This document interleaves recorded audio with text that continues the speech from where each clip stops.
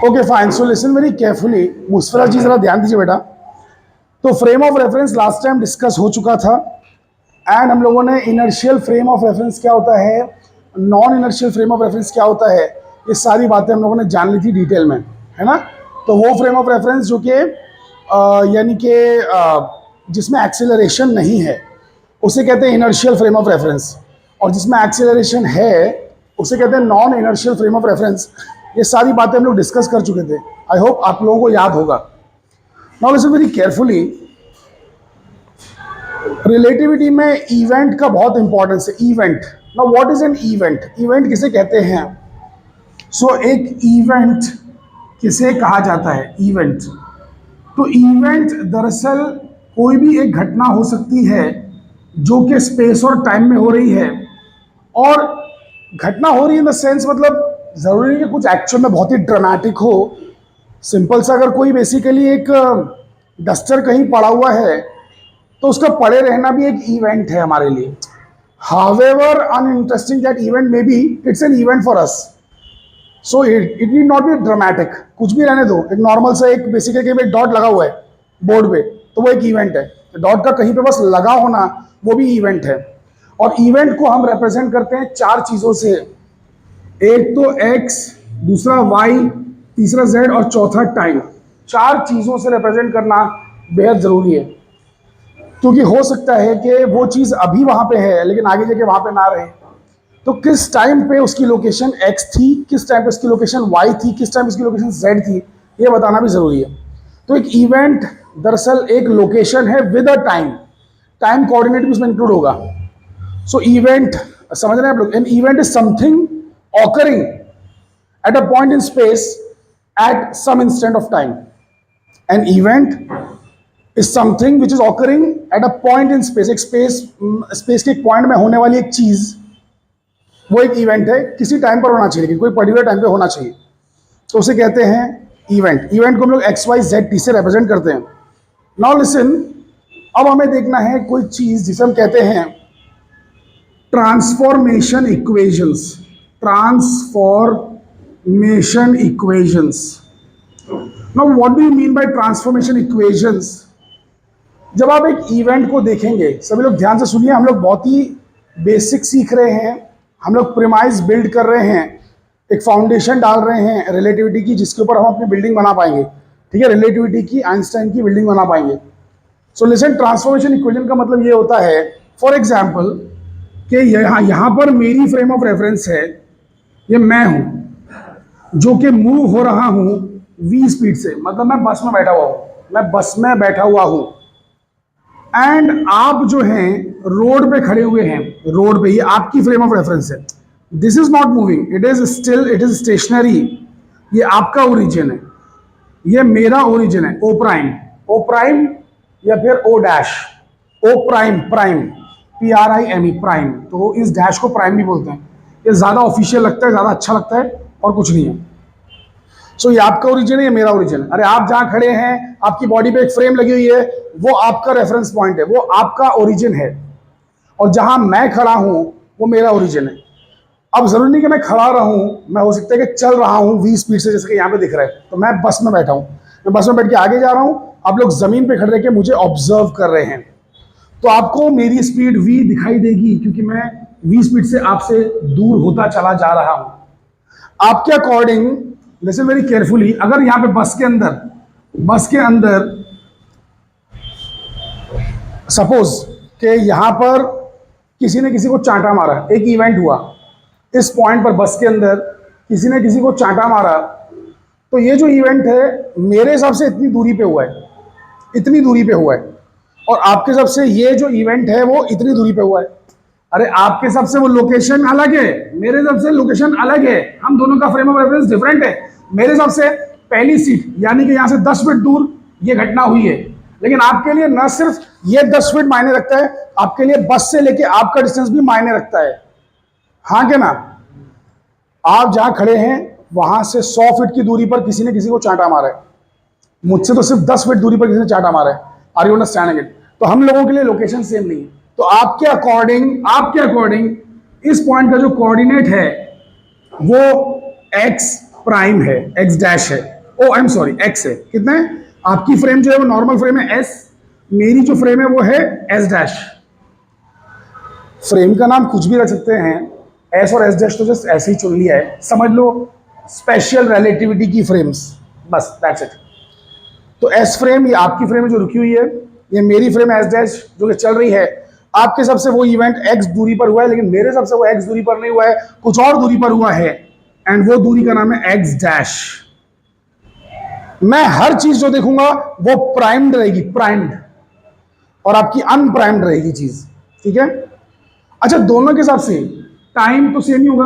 अरे बाबा, चाटा मारा गया, मैंने भी देखा आपने भी देखा, एक ही वक्त में मारा गया ना, कि टाइम भी अलग अलग बताएंगे। मैं कहूंगा सुबह को मारा चाटा, बोलेंगे शाम को मारा, ऐसा होगा नहीं ना। अरे टाइम तो सेम ही रहेगा ना। अरे यही न्यूटन ने भी सोचा कि जो घटना हुई है हर एक के लिए सेम टाइम पे हुई है, लेकिन ये गलत है। आगे जाके इसे आइंस्टाइन गलत साबित करेगा।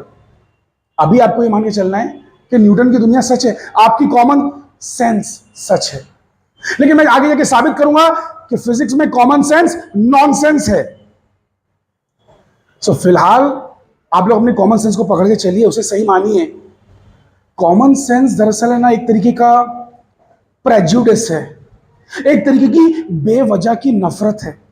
कॉमन सेंस किसी भी नई चीज के लिए, किसी भी नई चीज को लेके नफरत है, मतलब प्रेजुडिस है। प्रेजुडिस,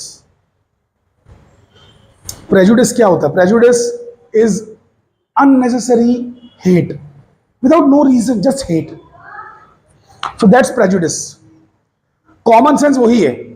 कॉमन सेंस का मतलब यह है कि कुछ भी नया आया, अजीब दिखा, उसे यकीन नहीं मानना। अरे ऐसे कैसे हो सकता है?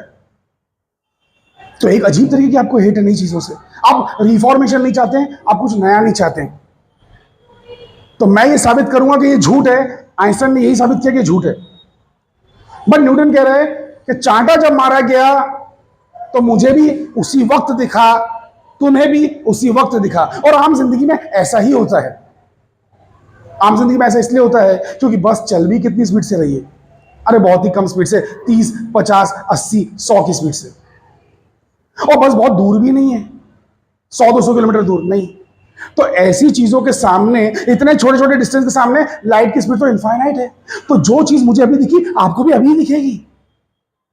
लेकिन वहीं पे अगर बस चल रही होती बहुत ही खतरनाक स्पीड से और मुझसे करोड़ों किलोमीटर दूर होती, तो फिर जो इवेंट उसके बाजू वाले बंदे को दिखता वो यहां के बंदे को अलग टाइम पे दिखता, क्योंकि रोशनी को वहां से आने को टाइम लगेगा ना भाई। समझ में आ रहा है? बट एनीवे, ये सब बातें तो बात की है। अभी तो हम न्यूटन की दुनिया में, अभी तो न्यूटन की दुनिया से आगे नहीं बढ़े। तो न्यूटन की दुनिया में टाइम हर दुनिया की हर चीज के लिए टाइम सेम है। हर चीज के लिए टाइम सेम है। क्यों? क्योंकि न्यूटन के हिसाब से लाइट की स्पीड इनफाइनाइट है। मतलब लाइट कहीं भी पहुंच सकती है जीरो टाइम में, जीरो टाइम में। तो जैसी चांटा मारा गया, उसकी जो लाइट निकली, चांटे की लाइट, वो मुझ तक भी पहुंची, उस तक भी पहुंची इसी वक्त। तो दोनों के हिसाब से इवेंट इसी वक्त हुआ है। Are you understanding it? तो इसलिए टाइम हम दोनों के लिए टी ही है। टाइम में कोई फर्क नहीं। अच्छा, मैंने जानबूझ के अपनी जिंदगी आसान बनाने के लिए, हम लोगों की जिंदगी आसान बनाने के लिए, मैंने वाई में कोई भी फर्क नहीं रखा है। तो जितना वाई या जेड तुम्हें दिखेगा, उतना ही वाई और जेड मुझे दिखेगा। तो मेरा वाई जेड और तुम्हारा जो वाई डैश जेड डैश है वो बिल्कुल बराबर होंगे। हम का, हाँ, मतलब हम लोगों का टाइम भी बराबर होगा, वाई भी बराबर होगा, जेड भी बराबर होगा। सिर्फ फर्क होगा तो एक्स में। अब मुझे वही जानना है कि अगर मुझे एक्स दिख रहा है तो तुम्हें क्या दिखेगा, या मुझे अगर एक्स प्राइम दिख रहा है तो तुम्हें क्या दिखेगा, या तुम्हें एक्स दिख रहा है तो मुझे क्या दिखेगा। मुझे ये जानना है। आप समझने की कोशिश कर रहे हो क्या कह रहा हूं? मैंने अपनी लाइफ आसान बनाने के लिए मैंने क्या किया है? अरे अकल के पुत्रों, ध्यान से सुनो और समझो। हमारी जिंदगी आसान बनाने के लिए बस को एक्स में चला रहा हूं। तुम भी खड़े हो एक्स में, बस भी चलिए एक्स में। तो हम लोगों के नजरिए में, हम लोगों के परसेप्शन में, हमारे दृष्टिकोण में जो फर्क है वो सिर्फ एक्स के अलॉन्ग है, एक्स के अलॉन्ग। वाई के अलॉन्ग कोई भी फर्क नहीं। अरे वाई तो हम दोनों के लिए सेम है, जेड भी हम दोनों के लिए सेम है। Let's say this is z, let's say this is z, this is y, हम दोनों के सेम है। लेकिन यहां there is a difference, x में डिफरेंस है। एक्स सेम नहीं है हमारे लिए। समझिए इस बात को। मैं जमीन पे खड़े रह के अगर एक बस की स्पीड देखूं तो शायद 40 की स्पीड दिखाई दे, लेकिन मैं बाइक चला के 20 की स्पीड से और फिर बस की स्पीड देखूं तो बस की स्पीड 40 नहीं 20 दिखाई देगी, तो कुछ अलग दिखाई देगा ना। तो फर्क एक्स में है, वाई पोजीशन में कोई फर्क नहीं है, जेड पोजीशन में कोई फर्क नहीं है। तो वाई जेड सब हमारे सेम है, और टाइम भी न्यूटन के हिसाब से, तो टाइम में तो कभी कभी कोई फर्क हो ही नहीं सकता है। न्यूटन के हिसाब से टाइम में कभी कोई फर्क नहीं हो सकता, लेकिन एक्स में फर्क है, इस बात को तो न्यूटन ने भी माना। तो अब हम निकालेंगे कि भैया अगर हमें एक्स डैश दिख रहा है, हम बस में बैठे हमें एक्स डैश दिखा, तुम्हें एक्स क्या दिखाई देगा, इस एक्स डैश और एक्स के बीच का रिश्ता क्या कहलाता है। तो आइए जानने की कोशिश करते हैं। सो लिसन, तो ये पॉइंट जिस जगह पे हो रहा है, मान लेते हैं पॉइंट का नाम है एम। तो बेसिकली ओ एम की वैल्यू होगी o o dash plus o m, o dash m, sorry o dash m, o o dash plus o dash m, that is o m. समझ रहे हैं? इतना सरल गणित सभी के मस्तिष्क में प्रवेश कर रहा है। Very nice. तो ओ ओ डैश और ओ डैश एम, ये दोनों मिला के बनेगा ओ एम। समझ पा रहे हैं कि उससे शादाब। सो यहां पे आप वैल्यू डाल देंगे। ओ एम क्या है बेटा? ओ एम क्या है? एक्स है।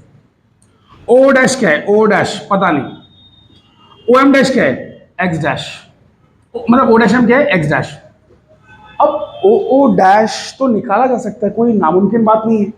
लिसन, मान लेते हैं कि बस मेरे ही बराबर से गुजरी है, मेरे ही बाजू में से गुजरी है, मेरे ही पास से गुजरी है। मिस आयशा बेटा जरा ध्यान दीजिए, बस मान लेते हैं मेरे पास से ही गुजरी है, मैं यहां खड़ा था, बस यहां से गुजरी, जिस वक्त बस मेरे जस्ट बाजू में आ गई, बस के कंडक्टर ने, या फिर बस में कौन बैठा है? मैं बैठा हूं। आप लोग ही बाहर खड़े रहिए, मुझे बस में बैठना अच्छा लग रहा है, तो मैं बस में बैठा हूं, आप बाहर खड़े हैं, तो आपके बाजू में से जैसी बस गुजरी, मैंने आवाज दी, मैंने बोला घड़ी सेट करो, घड़ी सेट करो, तो हम दोनों ने मिलकर घड़ी 0 पे कर दी।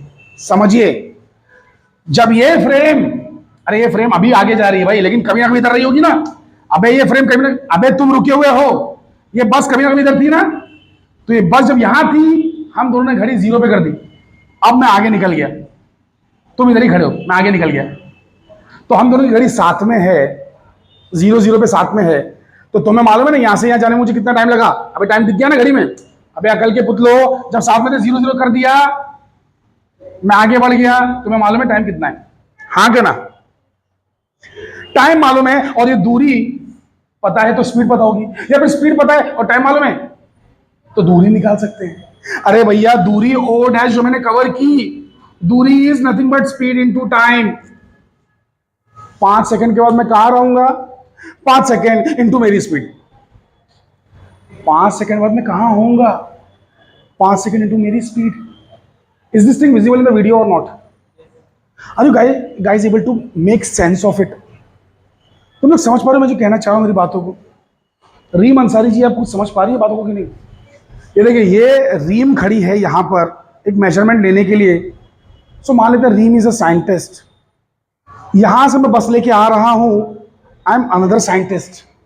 तो मैं जैसे यहां पे आया, मैंने कहा रीम अंसारी जी घड़ी सेट कीजिए, तो रीम ने भी 0 किया, मैंने भी 0 किया, अब मैं आगे निकल गया। अब रीम की घड़ी में 1 second, 2 second, 3 second, 4 second, 5 second गुजर गया ना। जैसे 5 सेकंड गुजरा, वहां पर आपने मुझे भी यहां देखा है, मैं यहां पहुंच चुका हूं 5 सेकंड बाद। आप मेरी स्पीड जानती हैं, टाइम 5 सेकंड जानती हैं, तो आप तो डिस्टेंस निकाल ही लेंगी ना कि मैं कहां पहुंचा हूं। अरे समझ पाए भाई? सब लोग के नहीं समझ पाए। सो ओ डैश का हमें ज्ञान है कि वो कहां है। So x is equals to vt plus x dash, so therefore x dash is x minus vt। तो हम दोनों के लिए चीजें ऐसी है, तुम्हें अगर कोई चीज दिखाई दी x, तो मुझे दिखाई देगी वो चीज x माइनस वीटी। तुम्हें अगर x दिखा तो मुझे वो x नहीं x माइनस वीटी दिखेगा। इतना समझ गए? तो मैं जब भी कोई इवेंट x पे दिखाई देगा, मुझे वो इवेंट x माइनस वीटी पे दिखाई देगा। अबे तुम्हें दिखाई देगा x पे, मुझे दिखाई देगा x माइनस वीटी पे, यानी कि x डैश पे। इतनी सरल बात आप लोग सभी समझ पाए। आई होप कि सब लोग मेरी बातों को समझ पा रहे हैं। थोड़ा अटेंडेंस हम लोग लगा लेते हैं। सो बेसिकली यहां अगर किसी को कोई डाउट है तो मुझसे डाउट बेझिझक पूछ सकता है। आप लोग जितना डाउट पूछेंगे उतना मुझे मजा आएगा। आप लोग डाउट पूछेंगे उतना ही मुझे भी सोचने का मौका मिलेगा, बिकॉज कुछ बातें ऐसी हो सकती हैं जो स्टूडेंट सोच सकते हैं बट प्रोफेसर्स के दिमाग में नहीं आती। तो चलिए, कोई डाउट्स नहीं तो अब आगे ही बढ़ जाते हैं। Are the numbers running on this?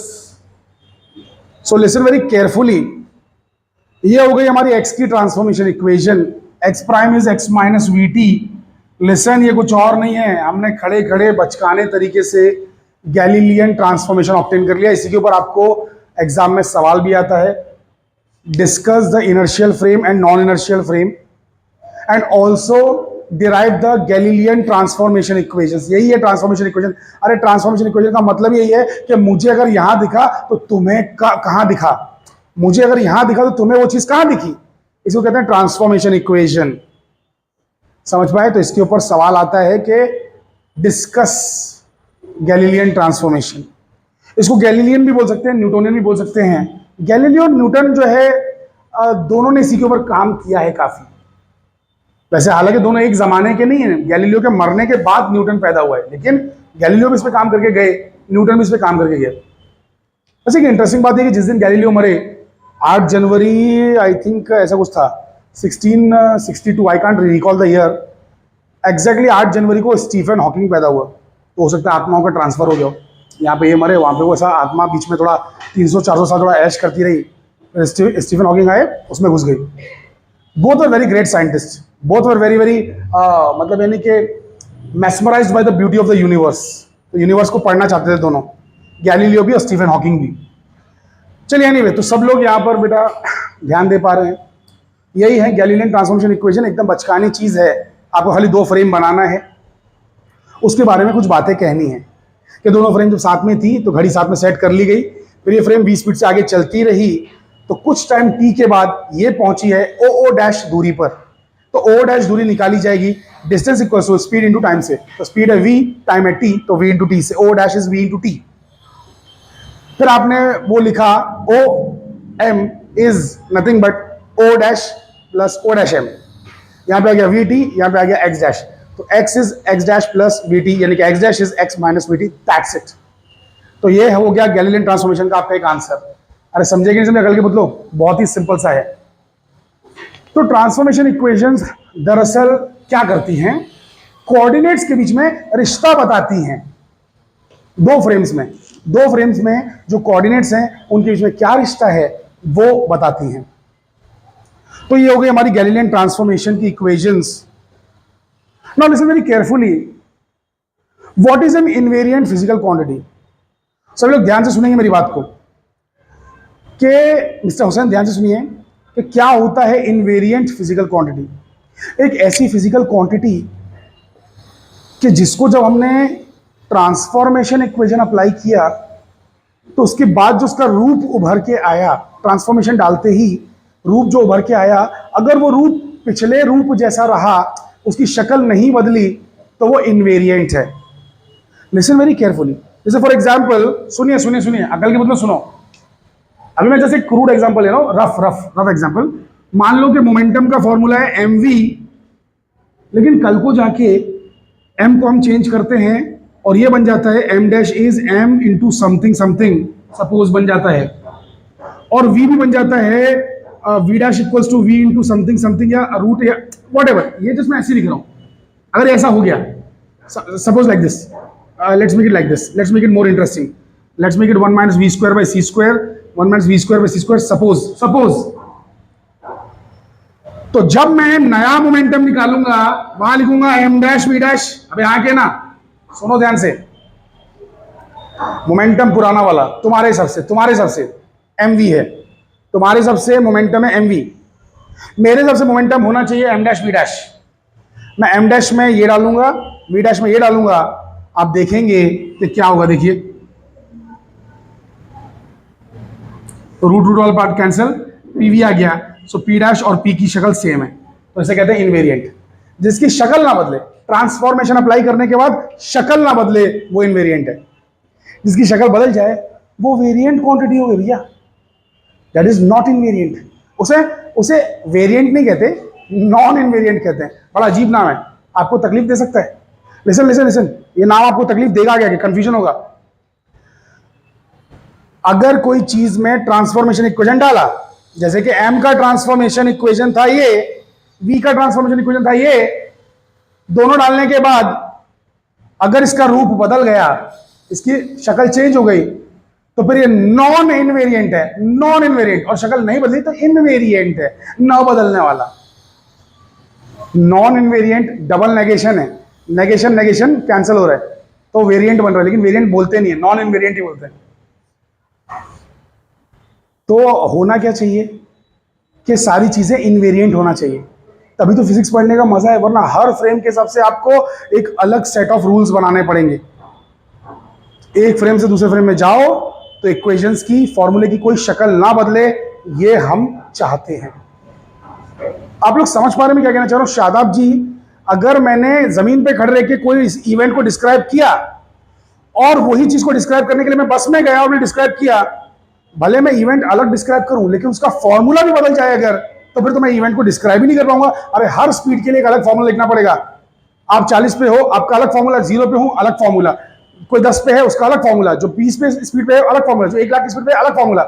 ऐसा कभी होता है क्या? नहीं होता है नॉर्मली, नॉर्मली तो नहीं होता है ना कभी। तो फॉर्मूला नहीं बदलना चाहिए, उसे कहते हैं फिजिकल क्वांटिटी का इनवेरिएंट होना। इनवेरिएंट, तो फिजिकल क्वांटिटी इनवेरिएंट है मतलब उसका रूप नहीं बदलता, उसकी शक्ल नहीं बदलती। समझ गए? ट्रांसफॉर्मेशन अप्लाई करने का उसकी शक्ल वही रहती है। अब हम लोग देखते हैं एक दो एग्जांपल के साथ, तभी आप लोग जाके समझ पाएंगे।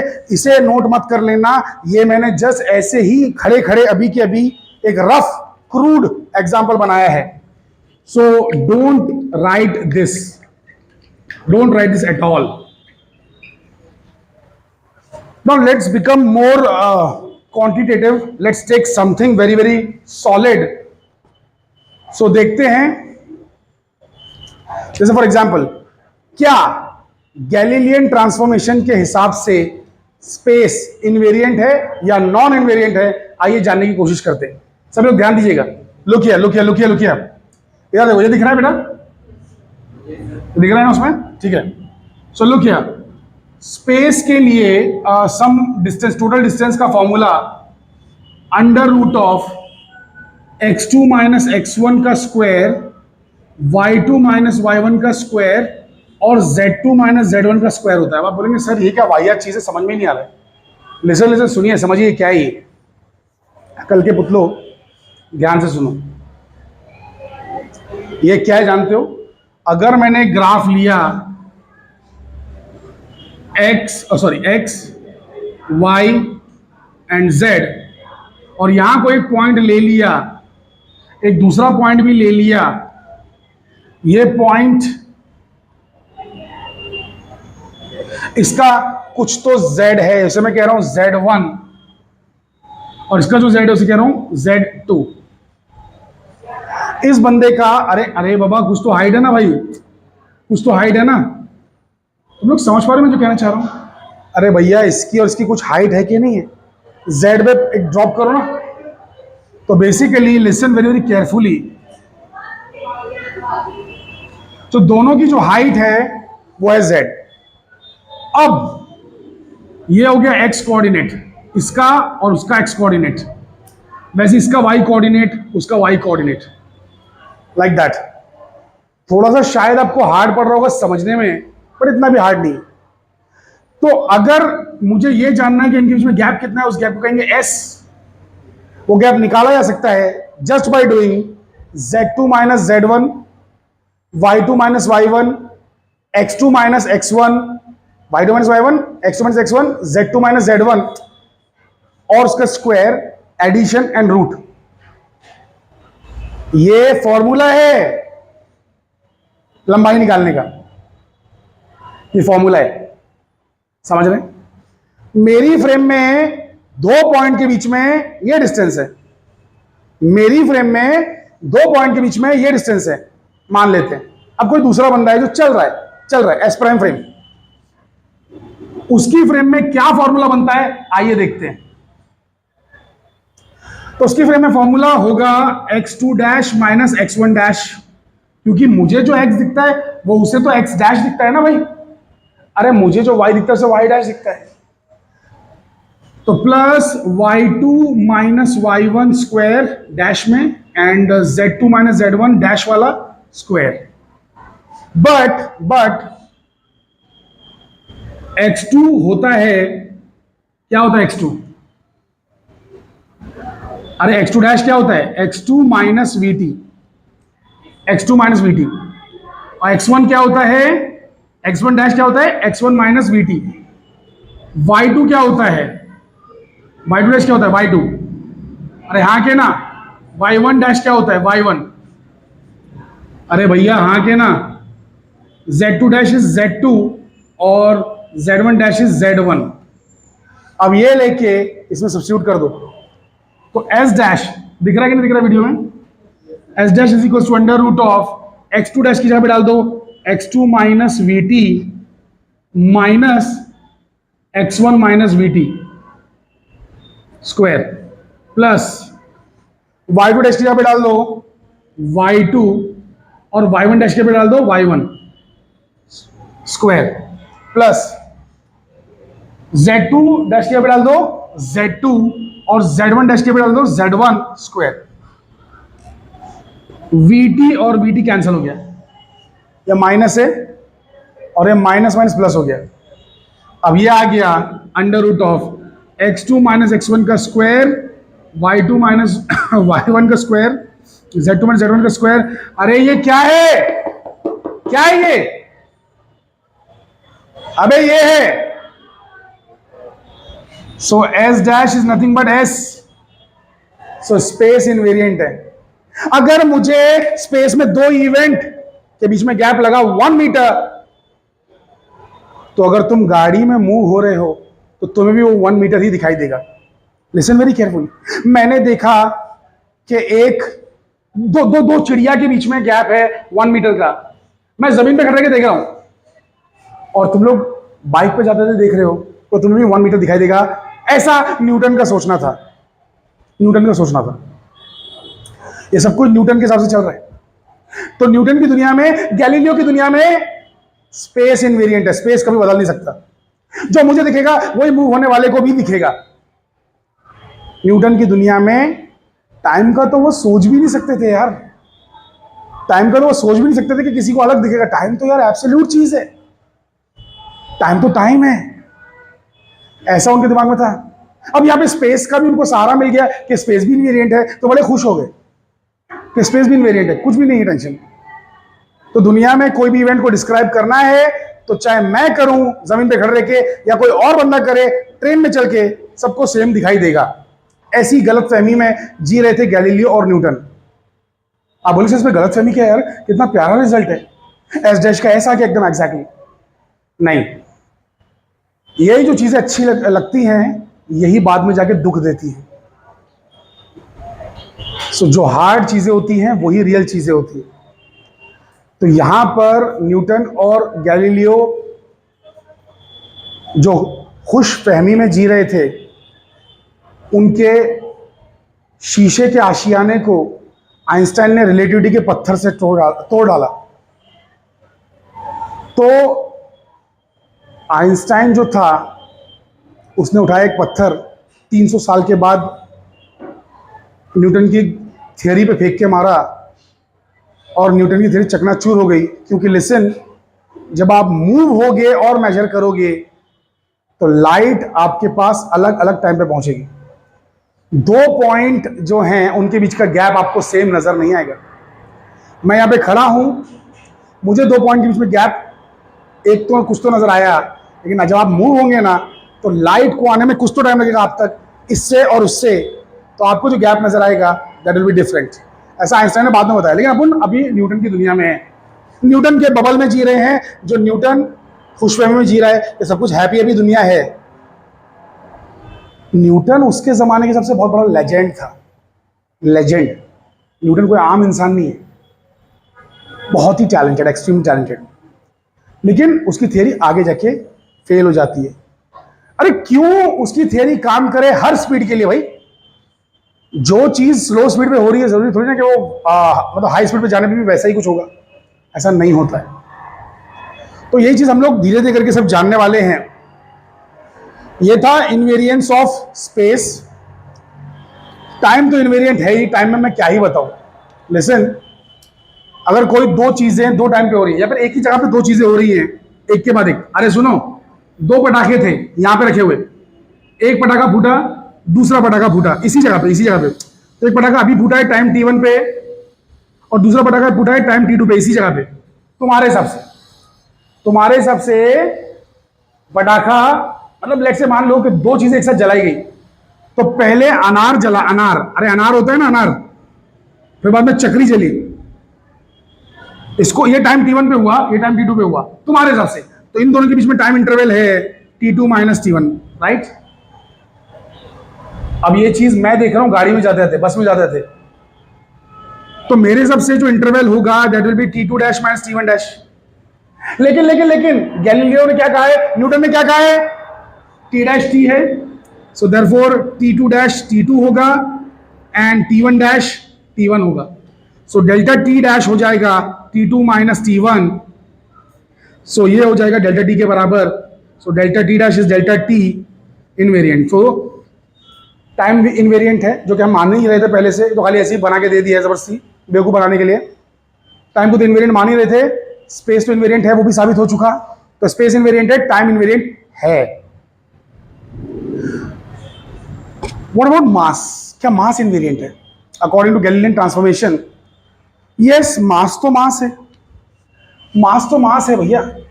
मास तो कहीं भी वैसे भी चेंज नहीं होता है, कांस्टेंट रहता है मास। तो एम डैश इज एम, तो तुमने मेजर किया एम डैश था, मैंने मेजर किया एम था, बाजू में लाके चेक कर लो, दोनों को मतलब दोनों की तरफ सेम ही है। तो मास भी इनवेरिएंट है, इसे कहते हैं इनवेरिएंस ऑफ मास। इसको प्रूव करने की कोई जरूरत नहीं है। अरे मास तो इनवेरिएंट होगा ही यार, क्योंकि मास तो एक इंट्रिंसिक प्रॉपर्टी बॉडी की यार, वो कैसे चेंज होगा? ऐसा ऐसा ऐसा न्यूटन का सोचना था, आगे जाके सब कुछ गलत साबित हो जाएगा।